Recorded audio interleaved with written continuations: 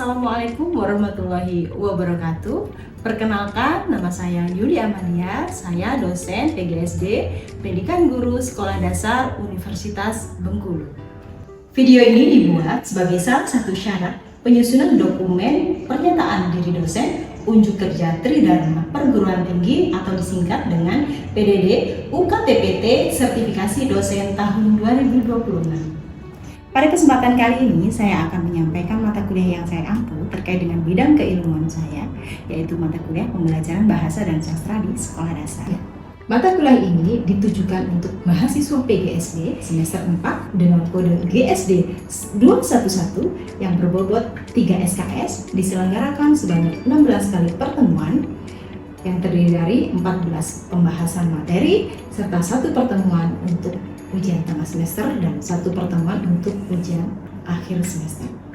Adapun cakupan materi pada mata kuliah ini meliputi yang pertama, hakikat pembelajaran bahasa dan sastra di sekolah dasar, yang kedua, pemerolehan bahasa anak, yang ketiga, literasi membaca dan menulis pada pembelajaran bahasa dan sastra Indonesia di sekolah dasar, kemudian pembelajaran bahasa dan sastra Indonesia di sekolah dasar pada fase A, fase B, fase C, pendekatan metode dan teknik pembelajaran bahasa dan sastra di sekolah dasar, model pembelajaran bahasa dan sastra di sekolah dasar, media pembelajaran bahasa dan sastra di sekolah dasar, bahan ajar pembelajaran bahasa dan sastra di sekolah dasar, serta yang terakhir adalah asesmen pembelajaran bahasa dan sastra di sekolah dasar.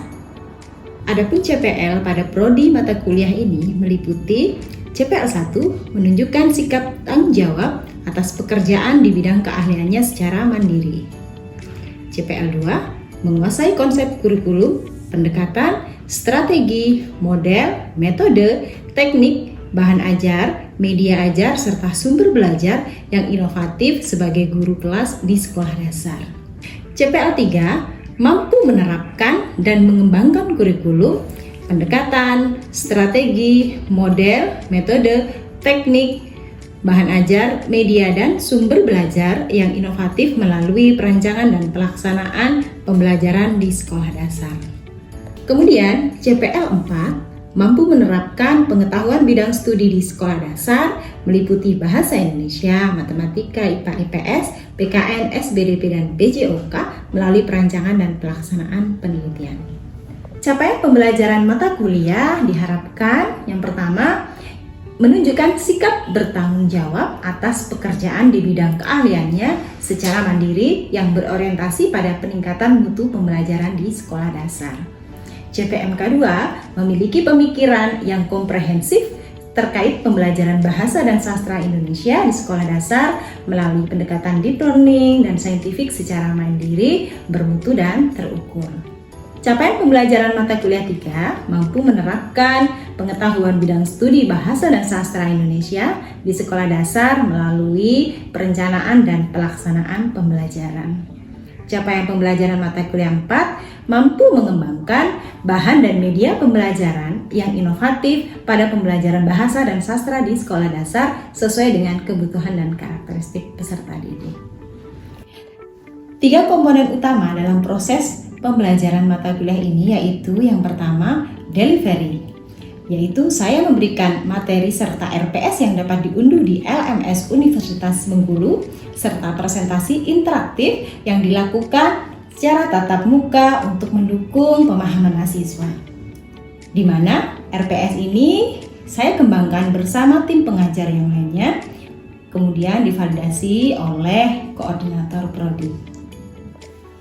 Materi yang saya sampaikan didukung oleh beberapa media pembelajaran digital seperti video, kuis interaktif, quizzes, background, serta Canva yang dapat digunakan oleh dosen dan mahasiswa ketika dalam proses pembelajaran.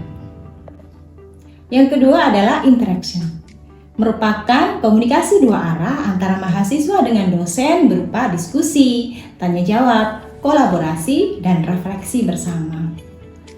Selanjutnya adalah assessment, di mana merupakan sistem penilaian yang saya lakukan dalam mata kuliah ini yang mencakup penilaian formatif dan sumatif. Formatif adalah penilaian proses pada kegiatan pembelajaran seperti kuis, studi kasus, tugas proyek individu dan kelompok.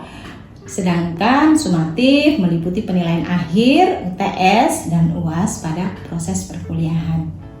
Metode pembelajaran yang digunakan meliputi metode pemecahan kasus, metode pembelajaran berbasis masalah, dan juga pembelajaran berbasis proyek. Referensi yang dapat digunakan pada mata kuliah ini terdapat buku referensi serta artikel jurnal bereputasi yang memiliki nilai kebaharuan dan relevan dengan materi pada mata kuliah ini. Agar mahasiswa dapat mengikuti perkembangan ilmu pengetahuan dan teknologi, di mana terdapat di antaranya adalah publikasi dari hasil penelitian dan pengabdian saya. Baiklah, berikut adalah video dari proses pembelajaran pada mata kuliah pembelajaran bahasa dan sastra di sekolah dasar pertemuan ke-10 pada materi media pembelajaran bahasa dan sastra di sekolah dasar. Mari kita simak. Oke. Selamat siang, Assalamualaikum warahmatullahi wabarakatuh. Waalaikumsalam warahmatullahi wabarakatuh. Bagaimana kabarnya hari ini? Alhamdulillah. Baik. Sebelum mulai kegiatan kita hari ini, mari kita buka dengan doa dulu masing-masing ya, dan mulai. Silakan. Selesai. Oke, ada yang tidak hadir hari ini? Alhamdulillah ya. Oke, nanti silahkan mengisi kehadiran di RMS nanti yang sudah saya sediakan di depan masing-masing. Nanti ada barcode itu kehadiran untuk pertemuan kita, pertemuan hadirin semua hari ini. Jadi nanti bisa ketahui nanti kehadiran siapa saja yang hadir dan siapa saja yang tidak hadir. Oke. Tapi sebelum membahas pertemuan kali ini, saya ingin bertanya dulu. Pada pertemuan yang lalu kita sudah membahas satu pembahasan yaitu tentang model pembelajaran. Ada yang masih ingat? Kita silakan. Baik, menurut pendapat kita, model pembelajaran itu adalah cara ataupun kerangka umum yang dilakukan oleh guru untuk merancang ataupun melaksanakan pembelajaran di dalam kelas. Jadi secara umumnya, model pembelajaran itu adalah bagaimana alur pembelajaran yang dirancang oleh guru dari awal sampai akhir pembelajaran. Oke, bagus kita. Ya, jadi masih ingat ya. Saya berharap juga yang lain juga masih ingat pembahasan materi kita pada minggu yang lalu. Pada minggu ini, pertemuan kali ini kita sudah berada di pertemuan yang ke-10, yaitu membahas tentang media pembelajaran, khususnya media pembelajaran pada pembelajaran bahasa dan sastra Indonesia di sekolah dasar. Di mana sekolah dasar itu ada 3 fase, yaitu fase A, fase B, dan fase C. Itu yang perlu kita ketahui. Baik, tujuan pembelajaran kali ini yaitu kita diharapkan adik-adik di sini mampu menjelaskan pengertian media pembelajaran, menganalisis fungsi media, menganalisis prinsip pemilihan media pembelajaran ini, dan juga menganalisis kebutuhan media pembelajaran yang akan dirancang, menentukan media yang sesuai dengan tujuan materi dan karakteristik peserta didik, dan juga dapat merancang media pembelajaran bahasa dan sastra Indonesia. Kira-kira seperti itu tujuannya untuk pembelajaran kita hari ini.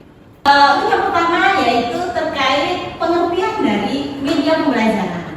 Sebelum saya sampaikan dan sebelum kita bahas bersama, saya ingin tahu dari kalian di sini, adik-adik di sini, apa sih yang Anda ketahui tentang media pembelajaran? Ada yang tahu? Oke, Putri. Baik, izin Bunda, menurut pendapat Putri, sepengetahuan Putri, media pembelajaran itu sendiri adalah suatu alat atau perantara yang digunakan oleh pendidik untuk mengajarkan materi pada peserta didik sehingga dapat mempermudah proses pembelajaran dan mempermudah pula untuk mencapai tujuan pembelajaran Bunda. Oke, baik. Jadi kita ketahui bahwa media pembelajaran ini salah satu perangkat yang harus kita persiapkan ketika kita melaksanakan pembelajaran. Nah, ini berada pada perencanaan pembelajaran. Artinya harus ada tidak? Ya harus ada, wajib. Nah, untuk menunjang dan mencapai tujuan pembelajaran dari suatu proses pembelajaran. Baik, kita bahas bersama. Media pembelajaran di sini merupakan segala sesuatu yang dapat digunakan untuk menyalurkan pesan sehingga dapat merangsang pikiran, perasaan, perhatian, dan kemauan peserta didik sehingga proses proses pembelajaran berlangsung secara efektif. Artinya ini adalah alat bantu, alat peraga, di mana agar bisa menyampaikan pesan. Pesannya di sini apa? Ya tujuannya apa dalam pembelajaran itu? Intinya melalui media pembelajaran, proses pembelajaran pada tujuan pembelajaran itu bisa tercapai. Dan selanjutnya terkait fungsinya. Nah, ini ada beberapa fungsi yang perlu kita ketahui dan kita analisis bersama. Nah, yang pertama yaitu menarik perhatian siswa. Mengapa media pembelajaran itu perlu menarik perhatian siswa? Nah, jadi kalau media pembelajaran tidak menarik perhatian, ya ini tidak menjadi fungsinya. Tujuan pembelajarannya yang tidak tercapai, padahal keinginan dari pendidik di sini menggunakan media pembelajaran agar bisa mencapai tujuan. Kalau tidak menarik, sehingga anak tidak tertarik dan perhatian siswa juga tidak akan terfokus pada media yang diberikan.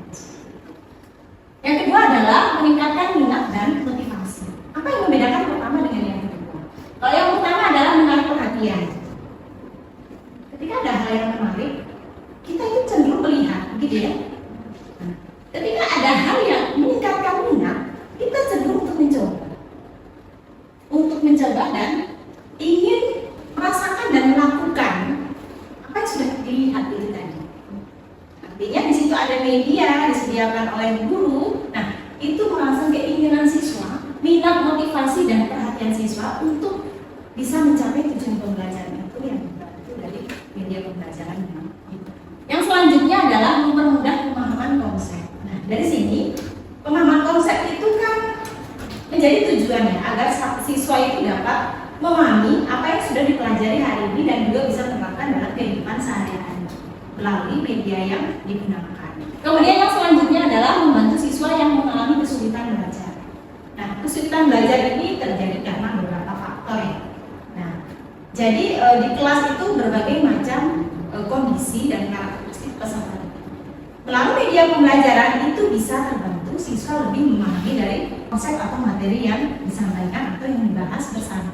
Selanjutnya, bagaimana sih media pembelajaran yang baik itu? Nah, media pembelajaran yang baik itu memiliki beberapa karakteristik seperti ini.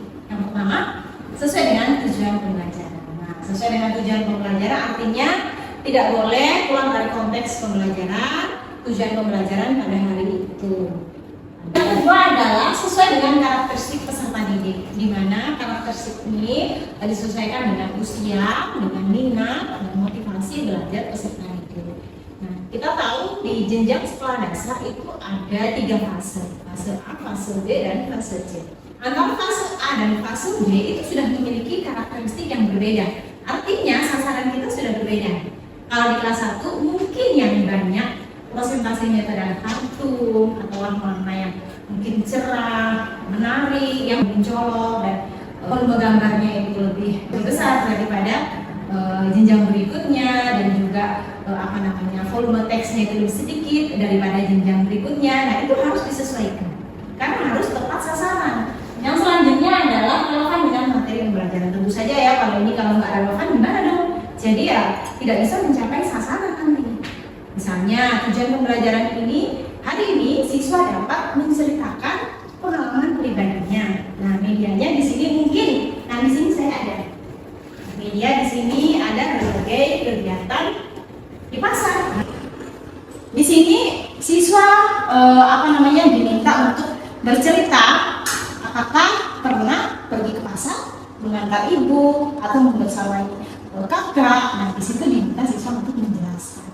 Di sini ada gambar yang bisa dimanfaatkan dan ini termasuk media, di mana merangsang siswa agar bisa membayangkan dan menceritakan itu terjadi. Ya walaupun mungkin sudah semua siswa ya rata-rata itu sudah pernah ke pasar ya, tapi kan kalau ada gambar itu menjadi lebih termotivasi dan sesuai dengan materi yang kita bahas hari ini. Sehingga ini aku nih, ini ayah, aku mengantar ibu membeli ayam di pasar, aku menemui ada orang berjualan sayur dan lain sebagainya.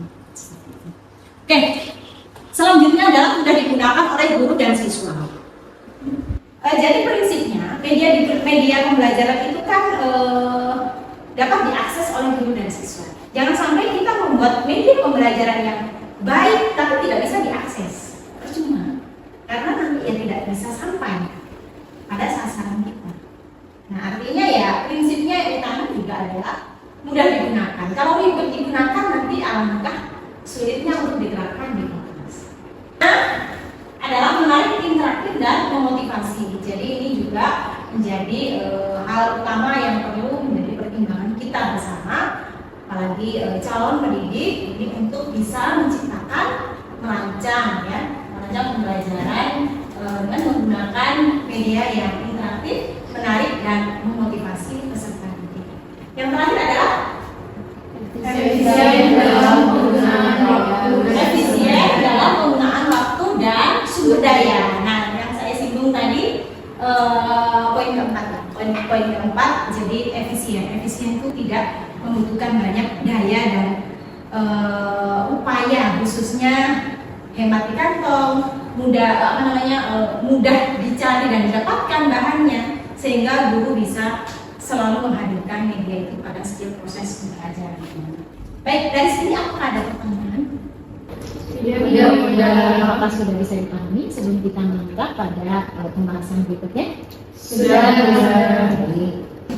Berikutnya adalah jenis-jenis media pembelajaran bahasa dan sastra di sekolah dasar.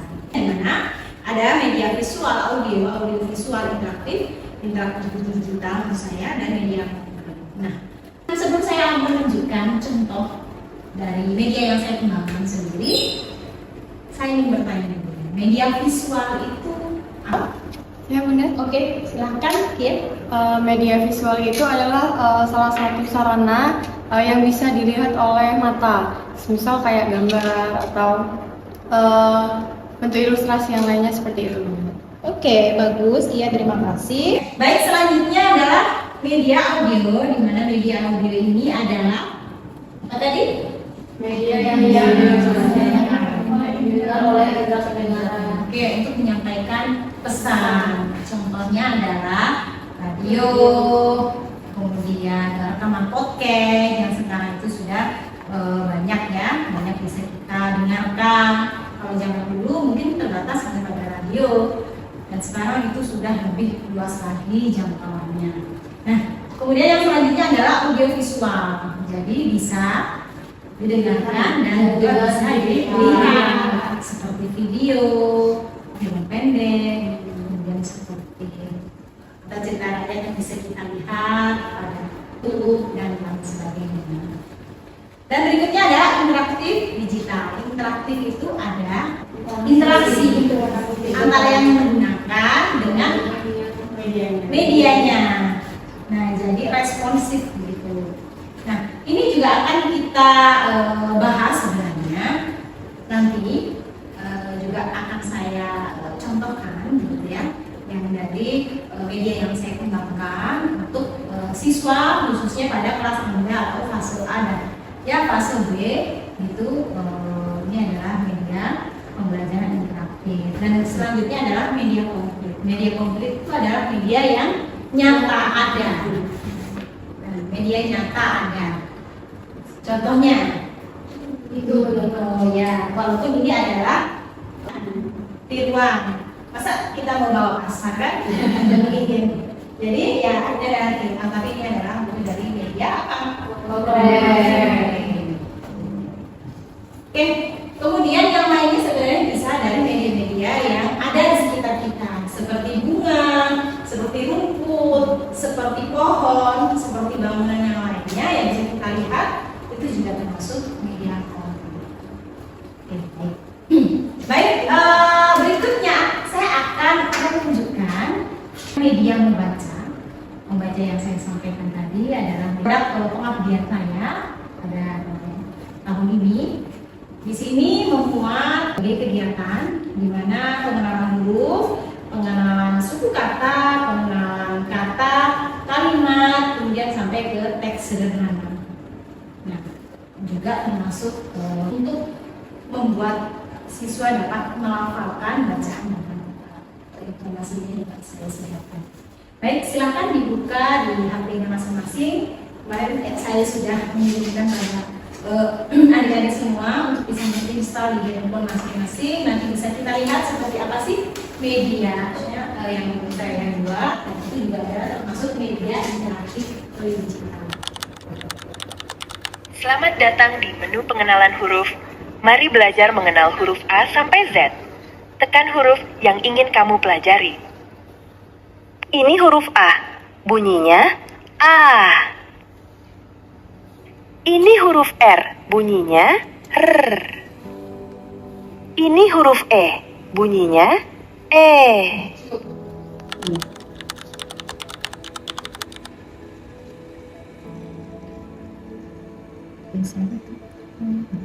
Jawaban benar. Yeay. Itulah contoh tadi media-media yang bisa dapat menjadi inspirasi, bisa kalian kembangkan, bisa dirancang sesuai dengan tujuan pembelajaran, sesuai dengan sasaran, sesuai dengan kebutuhan dari siapa ya, dari peserta itu, sehingga bisa tepat sasaran dan juga bisa mendukung dari pemahaman materi yang menjadi dalam tujuan pembelajaran tersebut.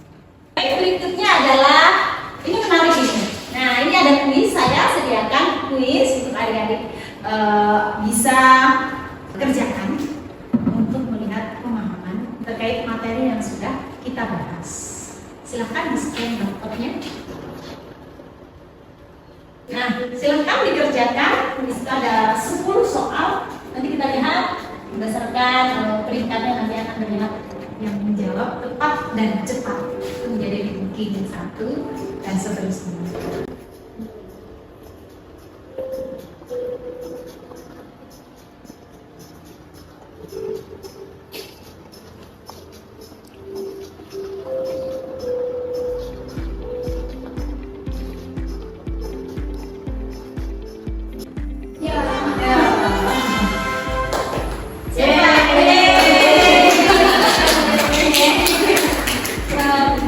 Gita juara 1, juara 2 Fitri, dan juara 3 adalah siapa tadi? Juara 3 adalah Gita. Nah, tepuk tangan untuk kita semua. Nah, yang Anda gunakan, yang Anda digunakan tadi itu adalah salah satu media pembelajaran juga. Nah, termotivasi tidak untuk belajar? Ya. Menarik ya. Nah, mahasiswa saja menarik, apalagi anak-anak. Nah, jadi sebenarnya banyak lagi jenis media pembelajaran atau platform yang bisa kita gunakan untuk bisa digunakan dalam setiap proses pembelajaran. Kita masuk salah satunya. Baik, sampai di sini barangkali ada yang perlu ditanyakan atau belum dipahami dari apa yang sudah kita bahas. Tadi sudah paham? Sudah. Bagaimana pembelajaran kita hari ini? Menyenangkan dan Oke, sudah bisa memahami materi? Sudah. Apakah merasa terbantu dengan media yang kita gunakan hari ini? Terbantu. Apakah termotivasi ingin membuat juga untuk peserta didik? Iya. Oke, bagus, boleh. Nanti boleh kalian rancang, kalian akan mengembangkan atau menciptakan yang diawali dari rancangannya terlebih dahulu seperti apa yang akan kalian buat, boleh digital maupun non digital. Baik, kesimpulan pada perkuliahan kita hari ini, apa yang sudah kita bahas hari ini adalah tentang media pembelajaran, prinsipnya, kemudian jenisnya, kemudian merancang atau cara merancang media pembelajaran yang sesuai dengan peserta didik. Selanjutnya yaitu merancang media pembelajaran bahasa dan sastra Indonesia di sekolah dasar. Nah, di sini ada instruksi tugasnya dan ini juga sudah saya lampirkan pada LMS e-learning Universitas Bengkulu, nanti bisa diakses. Oke, baik, terkait tugas ini apakah ada yang perlu ditanyakan? Ya, untuk lebih jelasnya saya lampirkan di LMS di e-learning Universitas Bengkulu, nanti pengumpulannya juga bisa di LMS. Baik, dengan berakhirnya kegiatan perkuliahan kita hari ini, mari kita tutup dengan doa. Berdoa. Baik. Sampai jumpa lagi pada minggu berikutnya, pada pembahasan berikutnya. Jangan lupa nanti untuk mengumpulkan tugas proyeknya, yaitu membuat rancangan media pembelajaran, silahkan di-upload di LMS masing-masing ya. Dan saya tunggu H+4 dari hari ini. Baik, sekian dulu pertemuan kita hari ini. Semoga bermanfaat. Wassalamualaikum warahmatullahi wabarakatuh. Selamat siang. Waalaikumsalam warahmatullahi wabarakatuh. Sekian video rekaman proses pembelajaran terkait mata kuliah pembelajaran bahasa dan sastra di sekolah dasar dengan materi media pembelajaran bahasa dan sastra di sekolah dasar, Prodi PGSD, Pendidikan Guru Sekolah Dasar Universitas Bengkulu. Akhir kata dari saya ucapkan terima kasih. Wassalamualaikum warahmatullahi wabarakatuh.